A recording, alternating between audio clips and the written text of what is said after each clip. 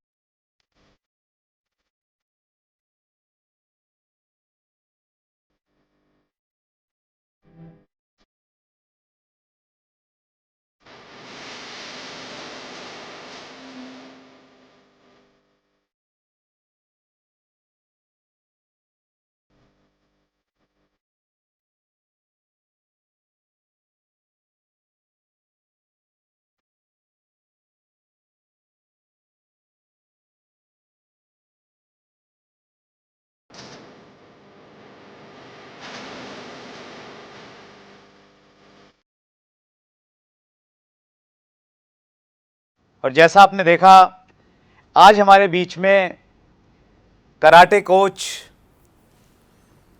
Black belt धारी, जींद हरियाणा से श्री विजय विरोधिया जी हैं। विजय जी, आपका चैट विद सुरेंद्र वत्स में स्वागत है। Thank you very much.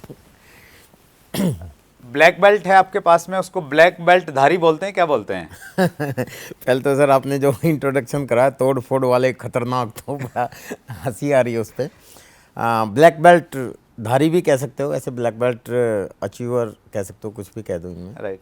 तो ये इसमें कई सारी बेल्ट रहती हैं क्या? Red belt, yellow belt, green belt, क्या रहता है सिस्टम? जब हम प्रैक्टिस शुरू करते हैं ना सर, इसमें वाइट बेल्ट से होती है शुरू। ओके। उसके बाद फिर येलो, वाइट तो सबको देते होंगे, उसके लिए भी कुछ टेस्ट वेस्ट रहता है? नहीं, सबसे लास्ट भी वाइट ही होती है। अच्छा, ओके। कि भी सारे टेस्ट पास करके जब बिल्कुल वो रिसर्च वर्क जैसे पीएचडी बोलते हैं, तो वो लास्ट भी वाइट ही होती है हमारे यहाँ। तो ब्लैक बेल्ट का मतलब एक यूँ समझ लो कि जैसे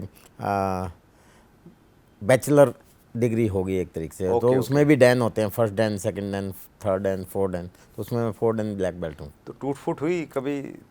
हाँ, वो काफी तो लंबे समय तक गेम में तो चलता ही रहता है। हाँ, रिकवरी भी हो जाती थी? हाँ, सब हो जाता है। That's great, wonderful. पहले हम लोग थोड़ी आपकी बैकग्राउंड जानना चाहेंगे सर। हाँ, बैकग्राउंड सर, जैसा प्रोग्राम्स में भी हम लोग बताते रहते हैं, मैं काफ़ी एक बिल्कुल लोअर मिडिल क्लास फैमिली से हूँ। मेरे फादर जो हैं वो बिजली बोर्ड में पोल गार्डने का काम करते थे। अच्छा। वहाँ से शुरुआत हुई थी उनकी लाइफ की। और जब मैंने होश संभाला, वो जींद डिस्ट्रिक्ट के अंदर एक गांव है, रामराय गांव। तो रामराय गांव में मैं एक ऐसे घर में पैदा, मतलब जहाँ मैंने होश संभाला, तो वो हमारा घर नहीं था, किराए के मकान में हम लोग रहते थे। वो समय मैंने देखा है। और उस समय ना हमारे पास खेत था, ना घर था, और ना ही प्रॉपर बर्तन भी थे। इवन देन मैंने देखा कि पापा जी किसी महीने की तनख्वाह में बर्तन लेके आते थे, किसी महीने की तनख्वाह में दीवार घड़ी लेके आते थे। क्योंकि दीवार घड़ी मैं इसलिए जिक्र कर रहा हूँ क्योंकि मेरे को बहुत अट्रैक्ट करती थी। मैं पापा जी से पूछता था कि पापा जी, हमारे घर में दीवार घड़ी क्यों नहीं है, हमारे घर में साइकिल क्यों नहीं है, हमारा अपना घर क्यों नहीं है, हमारे घर में भैंस क्यों नहीं है, हमारा अपना खेत क्यों नहीं है। तो इस तरह के क्वेश्चन मैं बचपन से काफ़ी पूछता था। तो किसी महीने में दीवार घड़ी भी आई, तो इसलिए मैंने उसका जिक्र किया। नंगे पाँव हम लोग स्कूल में जाते थे, वो टाइम देखा। सरकारी स्कूल में हम लोग पढ़े हैं। टाट लेके जाते थे, बैग उस तरह का होता था। पशुओं के पीछे जाके गोबर बिटोड़ना एक हरियाणा में बोला जाता है। तो जनरली लड़कियां करती हैं। उस समय मेरी सिस्टर जो है वो सबसे छोटी है, बाद में हुई, तो उस समय वो काम भी मैंने किया है। अच्छा। गोबर बिटोड़ के और उनके उपले बना के, जो चूल्हे में काम आता है भोजन बनाने right, के। right. तो इस तरह के काम भी किए, यानी कि काफ़ी गरीब फैमिली का रहा हूँ मैं। Then I was in 5th class, जब हम जींद में शिफ्ट हुए तो 5th क्लास में मैंने जो है रद्दी अखबार के लिफाफे बना के दुकानों पे बेचना शुरू किया, क्योंकि उस समय तक थोड़ा सा फाइनेंशियल ठीक हुआ। हमने एक भैंस ले ली थी, मतलब ठीक भी नहीं कहेंगे, गरीबी ही कहेंगे। तो भैंस का दूध बेच के हम लोग गुजारा करते थे। पापा जी की जॉब थी वो तो थी, मम्मी बहुत मेहनत करती थी हमारी पढ़ाई के लिए। तो मैं भाप गया था कि हम बहुत गरीब हैं, तो मेहनत बचपन से ही करना शुरू किया। 5वीं क्लास में रात को लिफाफे बनाना, स्कूल से आके फिर दुकानों पे बेचना, ये काम हुआ। और जब मैं 8वीं क्लास में हुआ तो मैंने अखबार बांट डिस्ट्रीब्यूशन का काम शुरू किया। उसके लिए किस्तों में साइकिल खरीदना पड़ा मुझे, वो भी बड़ा भारी था। बड़ी मुश्किल से मैंने कन्विंस किया कि मैं कमाई करने के लिए साइकिल खरीदना चाहता हूँ। उसके बाद मैं स्पोर्ट्स में आ गया, तो 11वीं क्लास में मैं अच्छा कराटे का खिलाड़ी हो गया। और मेरी मेहनत को देखते हुए मेरे कोच साहब ने मेरा एक सेंटर खुलवा दिया, जो जिनमें 11वीं क्लास में मैंने बच्चों को कराटे सिखाना शुरू कर दिया था। तो जिस स्कूल में मैं पढ़ता था उस स्कूल के बच्चों को कराटे सिखाना शुरू किया। फिर कॉलेज में गया, कॉलेज में बच्चों को कराटे सिखाना शुरू किया। फिर इंजीनियरिंग किया दिल्ली में, वहाँ 3 साल तक मैंने बच्चों को कराटे सिखाया। तो इस तरीके से बड़ा संघर्ष भरी लाइफ रही है।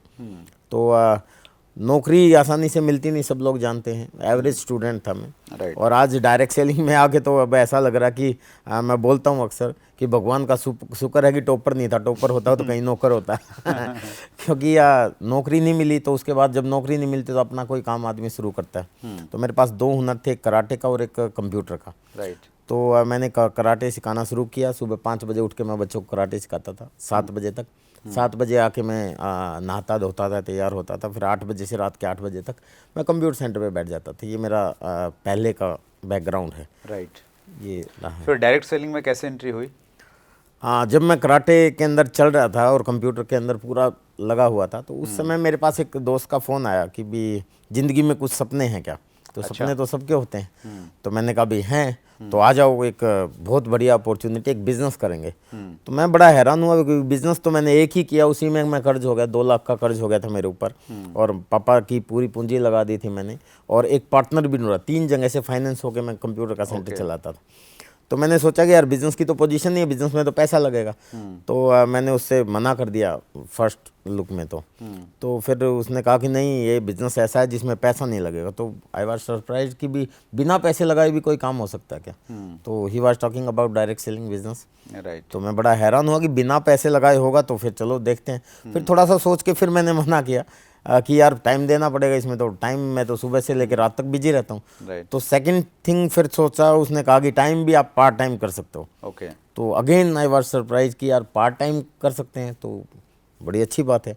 फिर तीसरा फिर मैंने सोच के एक बार मना किया कि यार पैसा भी नहीं लगेगा, पार्ट टाइम करना पड़ेगा, लेकिन सीखना तो पड़ेगा। बिना सीखे तो, क्योंकि कंप्यूटर को सीखने के लिए मैंने सालों लगा दिए। राइट। और कराटे को सीखने में भी सालों लगा दिए। तो कोई भी बिजनेस करेंगे सीखना पड़ेगा। तो फिर उसने बताया नहीं, सीखने की भी कोई ज़्यादा जरूरत नहीं, आप ऑलरेडी करते हो। जैसे क्या करते हैं भी, खरीदारी हर आदमी करता है और तारीफ़ करनी पड़ती है। अगर अच्छा लगे कोई प्रोडक्ट, तारीफ़ भी हर आदमी करता है। तो तीसरी चीज़ ये भी मुझे अट्रैक्ट की। फिर मैंने उससे एक लास्ट फनी सा क्वेश्चन पूछा। मैंने कहा यार बिना पैसे लगाए होगा, पार्ट टाइम होगा, और नया कुछ सीखना भी नहीं है, कुछ आएगा कि नहीं आएगा? तो मैं बोला जी इतना आ सकता कि आप सोच भी नहीं सकते, यू कांट इमेजिन। तो उसने मेरे को पहला एक्सपोजर दिया और मेरे को बुलाया। तो रात के 8 बजे हम लोग गए एक ऑफिस में, और वहाँ पे मेरे को प्लान दिखाया गया।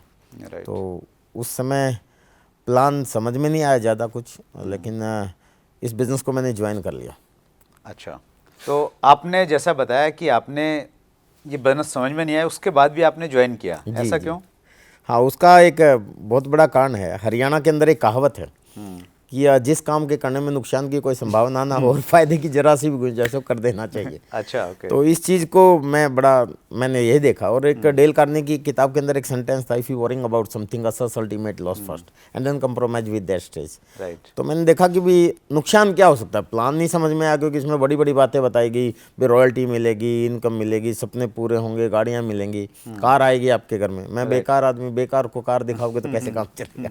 तो बड़ी बड़ी बातें बताई गई। तो मुझे लगा कि शायद ऐसे ही फेंक रहे हैं। मतलब आपको ये लगा कि नुकसान कुछ नहीं है? हाँ, फिर यही सोचा कि नुकसान तो कुछ है ही नहीं। हाँ। चलो कर लेते हैं। लेकिन जैसे ही इसके अंदर, इंडस्ट्री के अंदर मैंने कदम रखा आया, तो जैसे बोला जाता, money is the best motivating factor in our life. Right. और इस इंडस्ट्री में क्या है कि जब आप कदम रखते हो और ख़रीदारी करते हो तो पैसा तो आता है। तो पैसा आया तो बहुत मोटिवेशन मिला। राइट। और प्रोडक्ट भी ओरिजिनल मिलते हैं जब आप, क्योंकि मिडल मैन को आपको ख़त्म कर देते हैं, मिडल मैन को, तो डायरेक्ट आपको प्रोडक्ट मिलते हैं तो ओरिजिनल प्रोडक्ट मिलेंगे। राइट। और जब ओरिजिनल प्रोडक्ट आपको मिलते हैं तो आपको सेटिस्फेक्शन भी मिलता है, तो पैसा भी आता है, सेटिस्फेक्शन भी मिलता है। तो फिर लोगों को बताना शुरू किया, कुछ आए साथ में, कुछ नहीं आए, लेकिन धीरे धीरे जब अप्लायंस के संपर्क में रहे, कुछ प्रोग्राम अटेंड किए, तो फिर विजन क्लियर हुआ कि नहीं, ये वो बिज़नेस है जो वो सब कुछ दे सकता है जो कोई और काम नहीं दे सकता। ओके। और उसके बाद फिर इसको शिद्दत से हमने करना शुरू किया। That's great.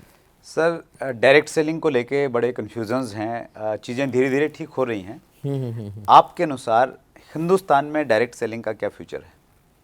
बहुत बहुत बड़ा फ्यूचर है। I am very excited about this. ये क्वेश्चन बहुत अच्छा है सर। और अभी भी बहुत से लोग जो आम पब्लिक है, जो डायरेक्ट सेलिंग के टच में नहीं है, वो उनके दिमाग में ये सवाल आता है बहुत बार। राइट। लेकिन जब इसकी गहराई से हम स्टडी करते हैं तो पता चलता है कि इसका जो फ्यूचर है ना, मेरे हिसाब से अगर वर्ल्ड वाइड ग्लोबली हम देखें तो पूरी दुनिया में सबसे ज़्यादा अगर स्कोप और फ्यूचर किसी देश में है तो वो भारत में है। अच्छा, उसकी वजह सर? उसकी वजह एक तो ये है कि सर देखिए, दुनिया में 3 तरह के देश होते हैं, विकसित, विकासशील और पिछड़े हुए देश। अगर हम एक चीज़ देखते हैं तो जो भी चीज़ विकसित देशों में पहले होती है, बाद में विकासशील देशों में होती है, और उसके बाद पिछड़े हुए देशों में होती है। और अपने देश को हम विकासशील देश कहते हैं। राइट। और अगर चाहे वो ट्रेन की डेवलपमेंट हो, रोड की, हाईवेज की, या एक्सप्रेस वेज की, या कोई भी डेवलपमेंट आप देख लो। राइट। लेकिन we are talking about direct selling. तो डायरेक्ट सेलिंग की भी अगर हम डेवलपमेंट देखें तो इस समय लीडिंग कंट्री में अमेरिका का नाम आता है। राइट। और वैसे भी विकसित देश में भी सबसे विकसित हम अमेरिका को मानते हैं। तो अगर उसको हम पीछे देखें डायरेक्ट सेलिंग के इतिहास को, तो अमेरिका में लगभग 70-80 साल पुरानी इंडस्ट्री है। ट्रू। और वहाँ बहुत तेज़ी से ये बिज़नेस ग्रो हो रहा है। और वहाँ के भी अगर प्रोग्राम में आप अटेंड करोगे तो वहाँ भी यही कहा जाता है कि अभी इसकी जो है स्कोप बहुत बड़ा है। राइट। क्योंकि अगर परसेंटेज देखी जाएगी रिटेल सेक्टर में कितनी परसेंटेज में बिजनेस होता है, तो लगभग 18% की भागीदारी डायरेक्ट सेलिंग की अमेरिका में। I am not talking in India. Right. ये अमेरिका का डाटा मैं आपको बता रहा हूँ। 18% बिजनेस डायरेक्ट सेलिंग से होता है वहाँ। राइट। और अगर देखा जाए तो वहाँ भी सिर्फ 18% है। तो लोगों को तो ज़रूरत है, तो और भी ज़्यादा हो सकता है। और अगर हम इंडिया की बात करें तो यहाँ तो 1% भी नहीं है अभी। राइट। और वो नंबर 1 है। और दूसरे नंबर पे एक ये world federation of direct selling association का डाटा है 2013 का, कि नंबर 1 पे अमेरिका और दूसरे नंबर पे हमारा पड़ोसी देश चाइना है। राइट। और चाइना में 13% की। और रिसेंट एक डाटा आया, अभी मैंने एक ट्रेनिंग अटेंड की थी यहाँ दिल्ली में ही, एक 5 स्टार होटल में ट्रेनिंग थी एक बड़े ट्रेनर की। उसमें जो डाटा उन्होंने दिखाया तो उसके अनुसार अभी पता चला है कि भी अमेरिका को भी पीछे छोड़ के चाइना आगे निकल रहा है। ट्रू। और इसके पीछे कई कारण हैं, लेकिन अगर है तो अमेरिका और चाइना दोनों बराबर ही मान लो, अगर ऊपर नीचे हैं। तो उस हिसाब से अगर हम इंडिया के स्कोप की बात करते हैं तो इंडिया की ज़मीन, यानी कि इंडिया जो है ना, वो डायरेक्ट सेलिंग के लिए सबसे ज़्यादा फर्टिलाइज है। क्यों? उसका कारण है नंबर 1 कि भारत को बहुत पहले से ही दुनिया का सबसे बड़ा बाजार कहा जाता है। राइट। सब लोग जानते हैं। 130 करोड़ लोग हैं यहाँ पे। हाँ जी, 135 करोड़ 130 करोड़ का डाटा है अभी। और ये बढ़ता जा रहा है, ये रुकने वाला भी नहीं है। राइट। तो लोगों की संख्या यहाँ बहुत है, बाज़ार बहुत बड़ा है, खरीदार यहाँ बहुत ज़्यादा हैं। और बहुत पहले से ही यहाँ खरीदार बिजनेस के हिसाब से दूसरे देश अट्रैक्ट होते आए हैं। अंग्रेज भी यहाँ बिजनेस करने ही आए थे। राइट। और क्योंकि डायरेक्ट सेलिंग के बिजनेस, लोगों का बिजनेस, लोग यहाँ बहुत ज़्यादा हैं। अगर अमेरिका की बात की जाए तो अमेरिका की पॉपुलेशन बहुत कम है। और एक डाटे के अनुसार भारत के एक राज्य उत्तर प्रदेश से भी कम जनसंख्या कही जाती है अमेरिका की, और वो अब वर्ल्ड का नंबर 1 देश है। तो हम लोग ये माने सर इससे कि डायरेक्ट सेलिंग में इंडिया में फ्यूचर बहुत बढ़िया, जो बहुत ज़्यादा, डाटाज आप बता रहे हैं। लेकिन कन्फ्यूज़न ये है कि डायरेक्ट सेलिंग के नाम पे बहुत सारी कंपनियां हैं जो मनी सर्कुलेशन करती हैं। पहले वो पैसा का ऑफर देती थी, और अब वो कहीं ना कहीं प्रोडक्ट के रूप में मनी सर्कुलेट करती हैं, महंगे प्रोडक्ट सेल करते हैं। कि एक डायरेक्ट सेलर को अगर सही कंपनी चुननी है तो आपके अनुसार उसका क्या पैमाना है? जे पॉल गेटी एक वर्ल्ड के पहले करोड़पति कहे गए हैं। उन्होंने एक चीज़ बोली है कि किसी भी बिजनेस में आपको अगर सफलता का कोई क्राइटेरिया देखना है कि भी कितने ज़्यादा आप उसमें सफल होंगे, तो उसमें 4 फार्मूले, उसमें एक फार्मूला था बिजनेस का। राइट। उसके अंदर बिजनेस में बोला था उन्होंने, जो बिजनेस जितना ज़्यादा डेली यूजेबल, कंज्यूमेबल, अफोर्डेबल और रिपीटेबल प्रोडक्ट्स का होगा, तो वो उसमें 4 चीज़ें बोली, डेली, कंज्यूमेबल, हाँ डेली यूजेबल, यूज होने वाली चीज़ होनी चाहिए उसके अंदर जो प्रोडक्ट है, कंज्यूमेबल होनी चाहिए, अफोर्डेबल होनी चाहिए और रिपीटेबल होनी चाहिए, और रिपीट हो, तो आपका बिजनेस बहुत तेज़ी से ग्रो करेगा। और हम अगर डायरेक्ट सेलिंग की बात करते हैं और कंपनी को चूज़ करने की बात करते हैं, तो सबसे मेरा पहला मानना यह है कि प्रोडक्ट्स को अपने को देखना चाहिए कि वो आपके काम का है। मतलब ये जो 4 पैमाने हैं प्रोडक्ट के, उन पे खरा उतरे प्रोडक्ट। हाँ, ये उतरे, एक तो ये देखें आप। दूसरा सर, डायरेक्ट सेलिंग में जो फ्यूचर का बिजनेस है ये, एक्चुअली जब आप इसको शुरू करते हैं तो एकदम से आप लखपति करोड़पति नहीं बनते, इसमें आपको फ्यूचर की प्लानिंग लेके चलना पड़ता है। राइट। तो एक जिस कंपनी को आप चूज़ करेंगे उसका थोड़ा सा बैकग्राउंड और इंफ्रास्ट्रक्चर आपको देखना चाहिए। राइट। क्योंकि इस समय एक डाटा के अनुसार डायरेक्ट सेलिंग के नाम पे इंडिया के अंदर मोर देन 3 लाख कंपनियां काम कर रही हैं, 3 लाख। तो उनमें से मैक्सिमम तो यही है, मनी सर्कुलेशन है, ये उसके नाम पे काम कर रही हैं, तो उसमें आप फंस सकते हैं।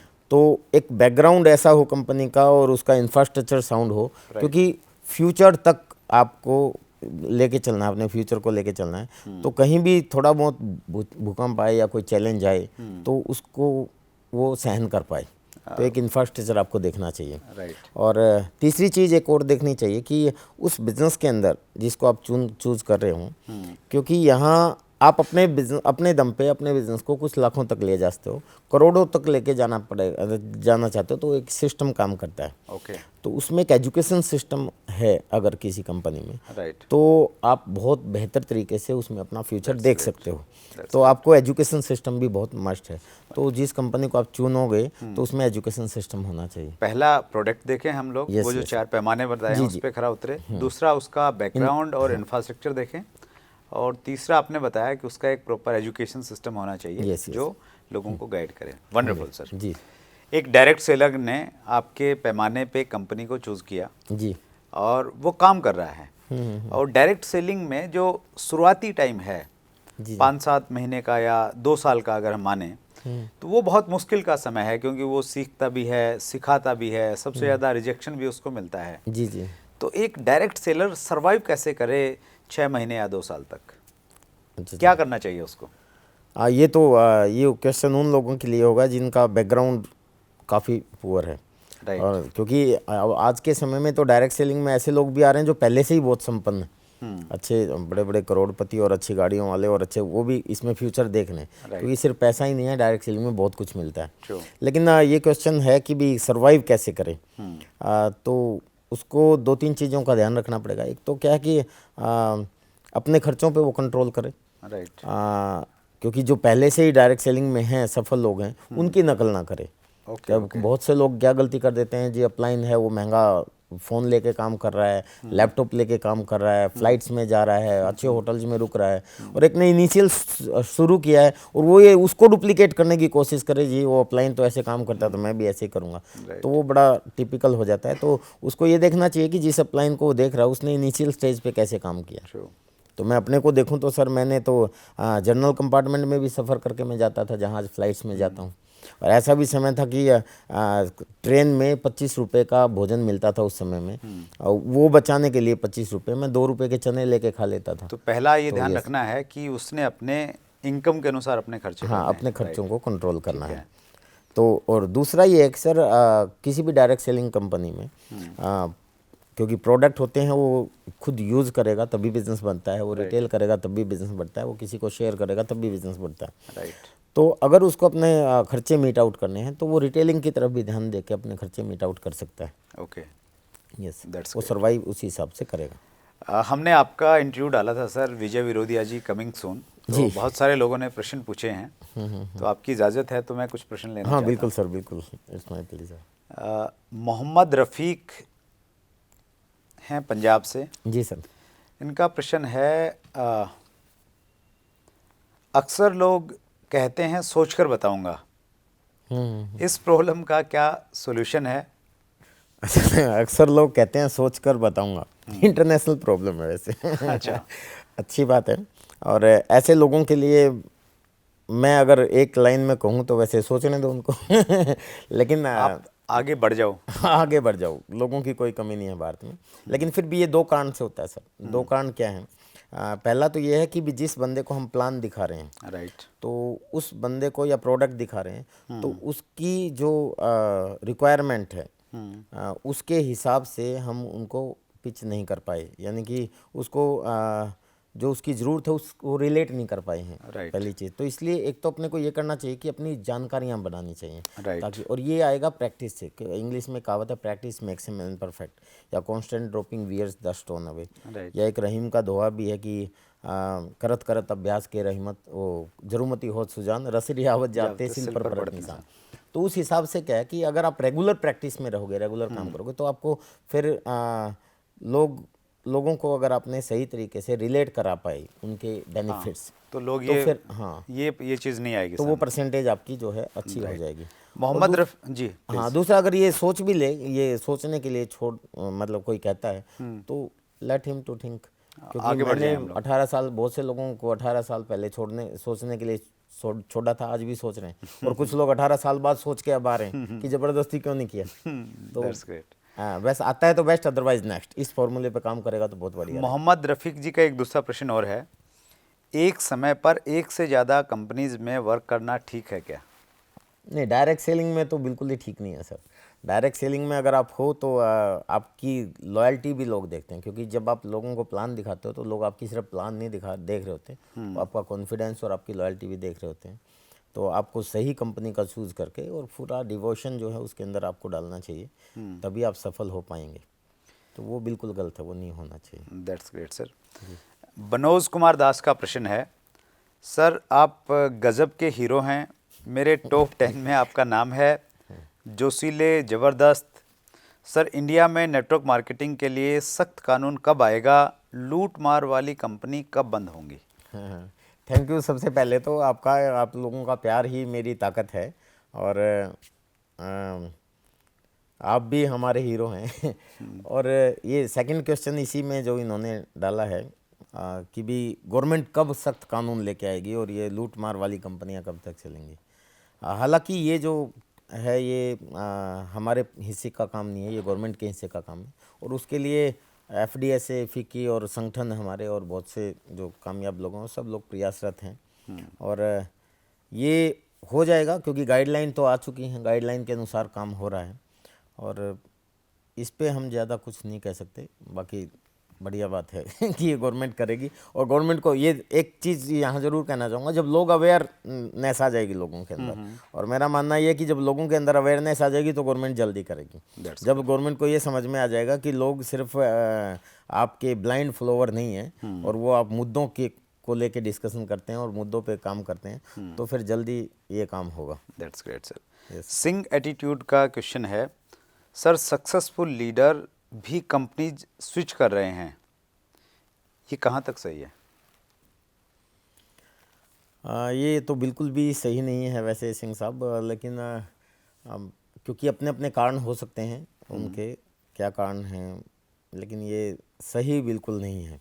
क्योंकि दो कारण मेरी नज़र में आते हैं कि अगर कोई सक्सेसफुल लीडर अगर जाता है तो एक तो ये है कि उनके रिलेशन कहीं ना कहीं रिलेशन सही नहीं रहे कंपनी के साथ या किन्हीं के साथ, और एक सबसे बड़ा कारण जो पब्लिकली भी है आजकल, छुपा कुछ नहीं है, सब लोग जानते हैं कि फिर वो डील होती है, यानी कि आप वो बिक जाता है। तो ऐसे लोगों की जो है इमेज भी अच्छी नहीं रहती, तो वो बिल्कुल सही नहीं है, होना नहीं चाहिए ऐसा। That's great sir. लास्ट प्रश्न है चंदा गौतम, सर मेरी एज 21 साल है, मैं डायरेक्ट सेलिंग से 20,000 मंथली कमाने लगूं, फिर शादी करूं, ये टारगेट है, लेकिन मेरे माता पिता शादी करना चाहते हैं, मैं उन्हें कैसे समझाऊं? अच्छा, वेरी गुड।